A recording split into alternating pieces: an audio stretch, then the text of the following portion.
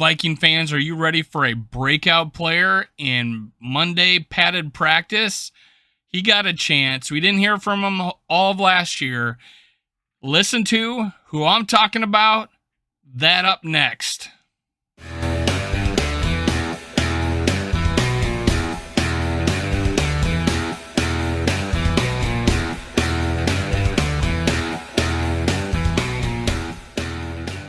Welcome to Skull World, brought to you by Minnesota Sports Talk. I'm your host, Dave. You can follow me on Twitter, Facebook, and TikTok at Skull World. Now, make sure you hit subscribe, like, and leave a comment below. You'll enter my contest if you do that. The rules are in the description below. Help me give you free stuff, and I'll give that away in the first game of the season against the Packers. Now, let's talk about who broke out in camp today thanks to unfortunate Irv Smith injury, undisclosed. We don't know what happened yet. By the time you see this, you may already know. I'm filming this on Monday. I'm going to put it out on Tuesday. So, hey, I wanted to do a video, give some time to the man, Zach Davidson. And here's a couple of tweets that made the rounds. Sam Ekstrom, slick hurry-up drill from Cousins, and the ones 5 for 5 with connections to Zach Davidson, Adam Thielen, BC Johnson, and a 20-yard fade to KJ Osborne for a touchdown through a congested pocket. Drive took just 1 minute, 1 second off the clock. It's starting to look like that they weren't trusting Munt and Ellefson in the 2-minute drill, and that's why they had Zach Davidson in there, because he's a pass-catching tight end. So, hey, that's looking good for Zach Davidson. He's given that time. I may have jumped the gun early on Nick Muse. And hey, I did bring up earlier in one of my previous videos, maybe even on my live with Purple Pocket Podcast and our show School Live over there, that Kwesi walked in the hallway and had interviewed later in the day, said he saw Zach Davidson. He looked like he'd been working out, showing up. He was impressed with his physique. There's a lot to like about the size and speed of Zach Davidson. Hey, maybe it's starting to show up on the field. Here's a second quote. Tight end Zach Davidson is running with the ones during the 2-minute drill. He has targeted 3 times, already coming down with all 3 of them. Nick Olson adds Zach Davidson developing into a quality tight end. Could be pretty great considering the Vikings' shallow depth at tight end and Davidson's athletic upside. Hey, that sounds great, man. Let's put the man up there. This is Zach Davidson. I hope so. I know he wore 40 at some point. Hopefully he still does. I think this is Zach Davidson. Hey, I don't know what he looks like with a helmet on. And his name's on the back. So I googled Zach Davidson. This is the picture, one of like 3 pictures that showed up. So hey, Zach Davidson. Now I'm going to bring up his college statistics. 2017. Let's see here. Receptions, career receiving statistics. 2017 didn't do anything in college. Games played 12. 2018, but he didn't get a catch. 2018, 11 receptions for 239 yards. 64 being the longest. Ooh, broke a play there. Average catch, 21.7. And this is, of course, Division II.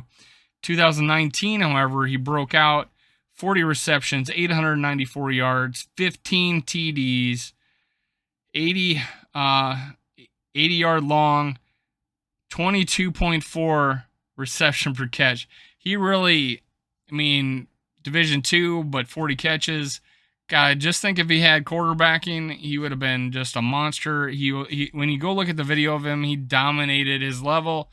There's a lot of good things to like about him.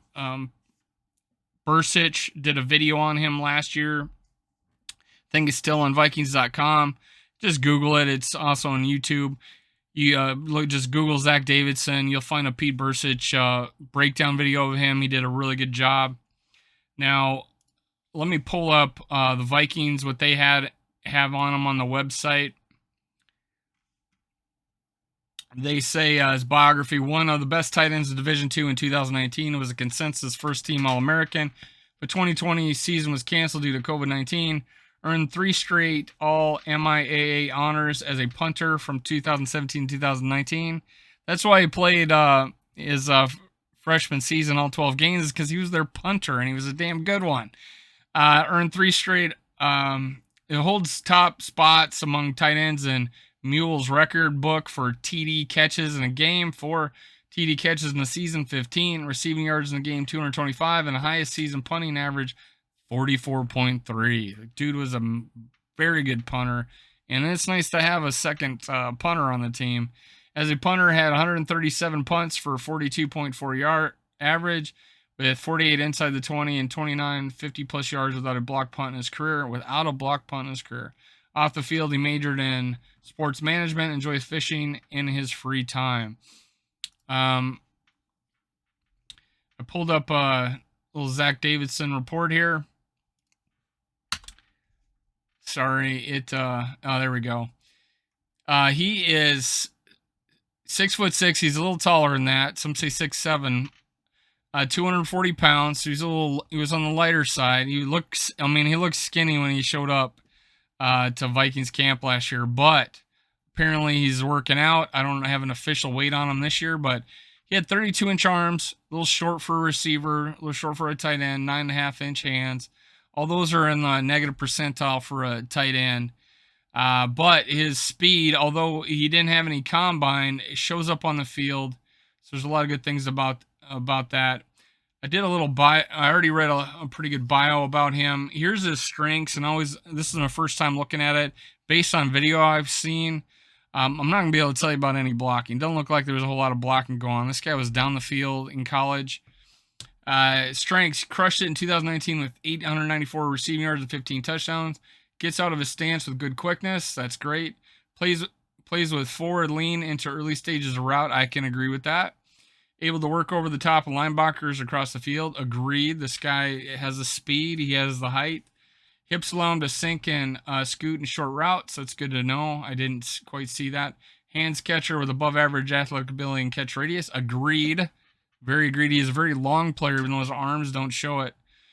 Adds additional yards after the catch. That was one. Pete Bursich brought that up. He juked people. He got extra yards. He kept it in bounds and extended the play without risking like fumble and stuff like that. It's not like he was fighting for yardage. He just literally juked people out of their pants, but it was Division II. Rare tight end punter position flexibility. True. Career punting average 42.4 yards and 56% inside the 20-yard line. We already talked about that. Weaknesses: overwhelmed lesser foes on small school circuit. Not exactly a weakness. Rushes through his attempts to leverage routes. Hey, hopefully he gets a little education about that, a little practice in the NFL. They really teach you here, and it's so far so good, 3 for 3, and his first real outstanding job in a practice that I've heard of. 2 upright in his route bends, a possibility. Held to 0-1 or 2 catches in 5 of 13 games. That's a little rough, Division II, but hey, quarterback play. This guy has 22 yards a catch, man. No functional power as a blocker. Not a good sign, but hey, with the 11 personnel offense, he's the guy that's going to be the receiver, okay? If we got to worry about pass blocking, we're not going to be putting him in there. Who knows? We can put him on wide out, fade routes, just dig routes, anything that gives us an advantage on like a short yardage play with a wide catch radius like this. I think there's a lot to like about that. A lot of flexibility there. We have a very shallow tight end group. This could be big for us, especially with Irv Smith Jr. in Monday's practice. And this is the reason why I got opportunity, because Irv Smith Jr. had to sit out. And so they gave him time with the ones on the 2-minute drills. Not able to handle blocking chores near the line. So not a whole lot there. Hopefully he can just get in someone's way, chip block, whatever, to help out. He's long, he's fast, he's tall. There's a lot to like about this guy if he can just put it together. Kwesi brought his name up. 90 deep roster. I had him not making the 53. I'm reevaluating my decision there. I haven't heard a dang thing coming from Nick Muse. He may be a practice squad casualty. Davidson might make that, make the roster as the second receiving tight end, not the blocking tight ends. That's definitely going to be Munt and Ellison. So that's it for Zach Davidson. I'm impressed that he got this opportunity. There was no video coming out of camp. It looks like they really cracked down, but the people were raving about him on Twitter, those that were there. So hey, I'm giving Zach Davidson an opportunity. The Vikings seem to be doing it. I will hold my judgment in preseason when I get to see him on the field, because the 2s and 3s are going to get a lot of playing time. All right, that's Skull World, brought to you by Minnesota Sports Talk. I'm Dave. You can follow me on Twitter, TikTok, and Facebook, Skull World. You can also follow a live show I do on Purple Pocket Podcast called Skull Live. Make sure you hit subscribe, like, and comment. Enter my contest. The contest rules are in the description below. I love you guys. Thanks for sticking with me. Skull Vikes. See you next time.